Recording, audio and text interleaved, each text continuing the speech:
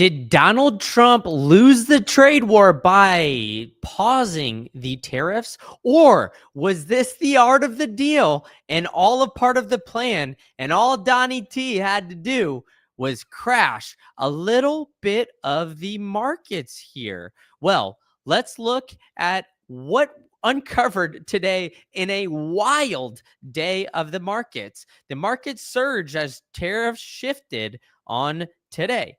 Donald Trump announced a significant change in the trade policy. There's a 90-day pause on new tariffs, a temporary halt on newly imposed tariffs for most U.S. trading partners, reducing the general tariff rate to 10%. So, with this, was Donnie T just playing hardball to get the entire globe on 10%? It seems like he's playing chess while everybody else is playing checkers, but let's continue to move on. Increased tariffs on Chinese imports have been raised to 125%, intensifying the trade tensions with China. These moves aim to focus trade pressure specifically on China while easing the tensions of other nations. The stock market responded positively. The S&P 500 rebounded nearly 7% on the announcement. And Trump wrote on X that he has authorized that 90-day pause with all of this. And so we're seeing something that is very, very interesting. And what we're seeing as well is that the legend, Scott Bessonette, said Trump goaded China into a trap. Now, don't listen for me. Let's hear what Scott had to say. Again, this was driven by the president's strategy. He and I had a long talk on Sunday, and this was his strategy all along. And that, you might even say that he goaded China into a bad position. They responded. They have shown themselves to the world to be the bad actors, and we are willing to cooperate with our allies and with our trading partners who did not retaliate. It wasn't a hard message. Don't retaliate. Things will turn out well. And all this. Well, there you have it, folks. Donald Trump potentially goaded China into this move. But it's interesting because we saw a bunch of people potentially react very, very negatively on what Donald Trump and China were doing. We, in fact, had the Deutsche Bank call for emergency quantitative easing, or emergency money printing, as many of you know it as. But there's multiple ways of QE, right? There's quantitative easing based on lowering the interest rates. Trump loves lower interest rates. He's been calling for Jerome Powell to lower these interest rates for quite some time. And in fact, yesterday we saw the odds of QE drastically increase. Well, what do we see after this? The odds of QE, according to the CME group, which I love checking out, have fallen. Yesterday, it seemed more likely than not, with over 50% likelihood. Now we're seeing that sit at an 18% clip. So the swings in the chances of the potential of money or of quantitative easing shift from one side to the other drastically on a day-to-day basis. And it's all being seen on the massive amounts of volatility that we are seeing. But Trump hinted, hey, it's a good time to buy. He hinted this. Why did he do that? Well, did he know he was going to make this move before he actually did it? Was he swinging the markets one way or the other? Because what happened shortly after these tariffs? There was $5.5 trillion added to the stock market in a 10-minute period. So massive amounts of money swinging from one direction to the next very, very quickly and shortly after Donnie T posted this. It's a great time to buy. So it makes you think that this was potentially all a part of the plan, and that Donald Trump was looking to see how others around the globe would react, how their trading partners would react to this. Deutsche Bank was calling for emergency QE. right? Because they are saying, hey, Deutsche Bank was out there saying everybody has lost faith in US assets. Pull your money out. A remarkable sell off in the dollar and US Treasury suggests global markets have lost faith in American assets, rising spark around an outright financial war that could force the Federal Reserve into another round of quantitative easing. So, with this, right, it's interesting. Deutsche Bank was out there calling it, right? They were saying, hey, you need to ease right now because this is a financial war that we are seeing. But Donald Trump didn't necessarily back down here. As we lined out at the beginning, was this a move just to get the rest of the world at a 10% global tariff? Because we didn't have this previously. So this move could have been to say, hey, the art of the deal, as Donald Trump has written, right? He's going to come in hot with all of these people, then drastically pull back. Okay, well, we'll agree to 10% around the globe. But China, they're going to come at them hard, right? I mean, even had giant money managers very worried because the 3-year SOFR was in a free fall, plummeting to an all-time low as funding squeeze emergence. Presumably, the Federal Reserve is on top of this. And Kathy Wood, friend of the program, came out and said, this swap spread is suggesting serious liquidity issues in the U.S. banking system. This crisis is calling out of some kind of Mar-a-Lago Accord on free trade in tandem with serious support from the Fed. No more time to waste. So what happened shortly after? Well, Donnie T did what Donnie T does. He pulled it back. He pulled down the tariffs. He put a 90-day pause on all of this. Why? Well, he knew that he could mess with the market significantly. You don't see charts like this very often, folks.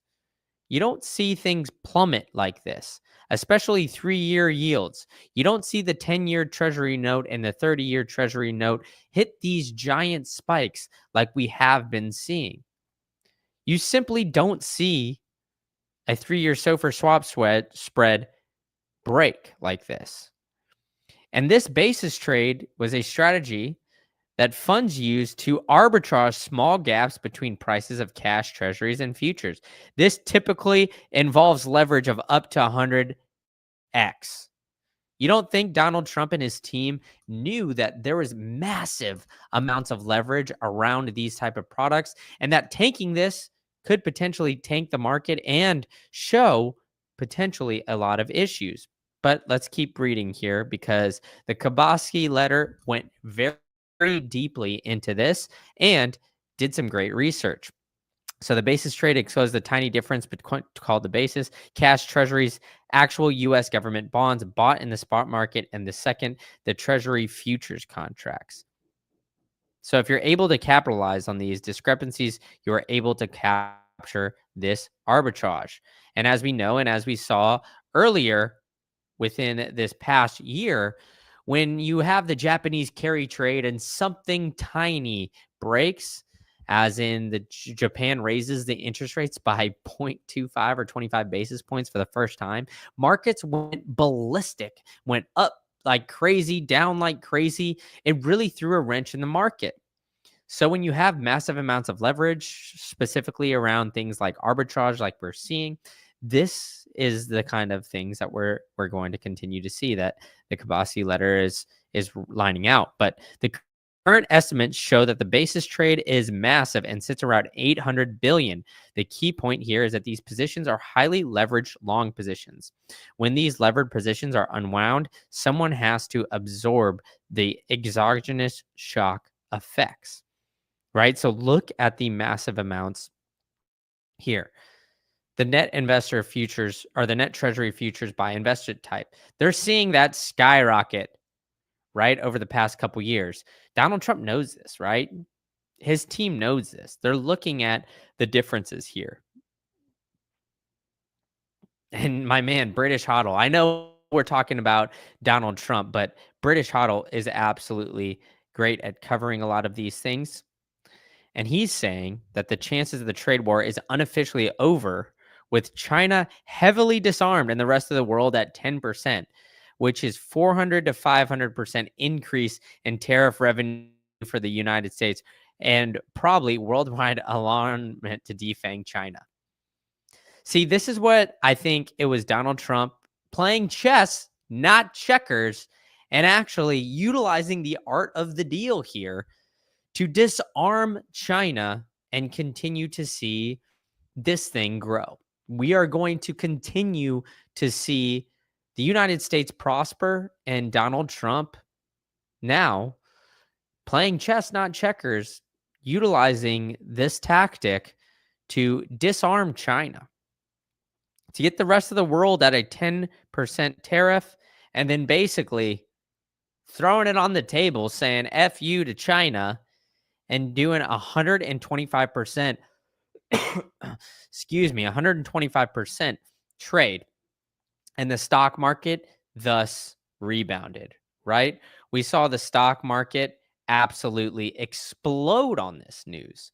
Everybody was fleeing to the United States stocks and assets, even after we had Deutsche Bank raise fear in the potential of US assets and say that everybody around the globe is worried about the strength of the US stock market. And what do we see? We see it rebound significantly. We see big shifts happen in just one day. And in a wide ranging note, Wednesday, George Surveillance said that the speed of the concurrent falls in the dollar, right? The speed of the current falls in the dollar, US equities, and the government bonds are unprecedented, and that there was little to do that would suggest it would remain orderly. We are witnessing a simultaneously collapse in the price of all US assets, including equities and dollars, versus alternative reserve FX and the bond market. Well, spoke a little too soon here, as like I said, Donnie T brought everything back to life with this. TF in the chat, welcome over. He's saying BTC will disarm BRICS currency or the digital euro. And I agree. I think that this is being essentially disarming everything related to the US dollar. Look, I'm not a huge proponent of fiat currencies, but I think that what Donald Trump here did today was a masterclass in negotiations in the geopolitical sphere, strictly because of what we saw, right? What British HODL lined out here. He's strengthening the dollar with all of this. He's realizing that the dollar is way overinflated, right? So we need something like maybe Bitcoin or one of these other alternative assets to continue to pump. But we need that on the basis of helping out the US dollar. Because let's face it, we're still in a dollarized universe, right? Everything is still run by the US dollar.